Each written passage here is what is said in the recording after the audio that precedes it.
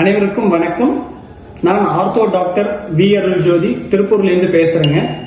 நம்ம எல்லாருக்கும் பார்த்தீங்கன்னா நார்மலா இந்த எலும்பு நல்ல அடர்த்தி தன்மையோடையும் வலுவோடையும் இருக்கும். ஆனா சிலருக்கு மெதுவா எலும்பு அடர்த்தி தன்மை கம்மியாகி வலு கம்மியாகி எலும்பு குறை நோய் அல்லது ஆஸ்டியோபோரோசிஸ் மாதிரி ஒரு கண்டிஷன் இப்ப நிறைய பேருக்கு அதிகமாயிட்டு இருக்குங்க. இது யார் யாருக்கெல்லாம் வர வாய்ப்பு இருக்கு அப்படிங்கறத இப்ப பார்ப்போம். நம்பர் 1, 50 வயதை கடந்தவர்கள். நம்பர் 2, அதிகமாக சிகரெட் மற்றும் மது அருந்தக்கூடிய பழக்கம் உடையவர்கள். நம்பர் 3, மாதவிலக்கு முடிந்த பெண்கள். நம்பர் 4, உடற்பயிற்சி அதிகம் இல்லாதவர்கள்.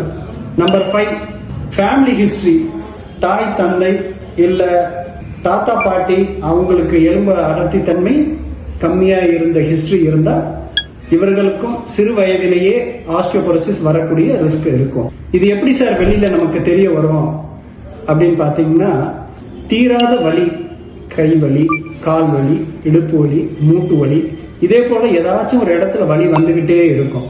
நம்பர் 1.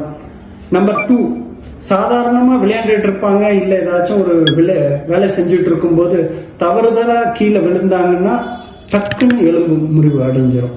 கை கீழே பட்டுச்சுன்னா கை எலும்பு, கால் கீழே பட்டுச்சுன்னா கால் எலும்பு, இல்ல இடுப்பு பகுதி பட்டா இடுப்பு எலும்பு முறிவு, சில நேரங்கள்ல தண்டுவடை எலும்பு முறிவுகளும் நடக்கும். இதை எப்படி தவிர்க்கலாங்க? இந்த ஆஸ்டியோபோரோசிஸ் இல்ல எலும்பு புரை நோயினால வரக்கூடிய விபத்துகள் இல்ல எலும்பு முறிவுகளை எப்படி தவிர்க்கலாம்? நம்பர் 1, சத்தான உணவுகள்.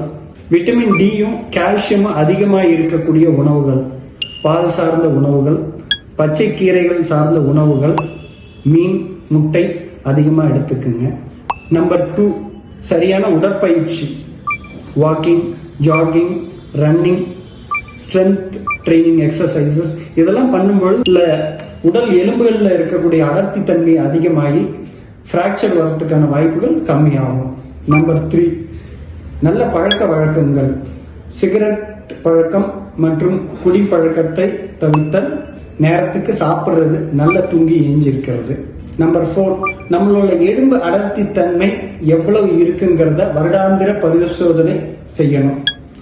எலும்பு அடர்த்தி தன்மை பரிசோதனை இதை வருஷத்துக்கு ஒரு முறையாவது நம்ம செய்யும் பொழுது நம்ம எந்த ஸ்டேட்டஸ்ல இருக்கோம் நமக்கு தெரிய வரும்.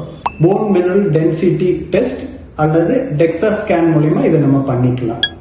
5, மருத்துவரோட அறிவுறுத்தலோட கால்சியம் சப்ளிமெண்டேஷனும் விட்டமின் டி சப்ளிமெண்டேஷனும் இல்ல எலும்பு சத்து அதிகப்படுத்தக்கூடிய மருந்துகள் நம்ம எடுத்துக்கலாங்க.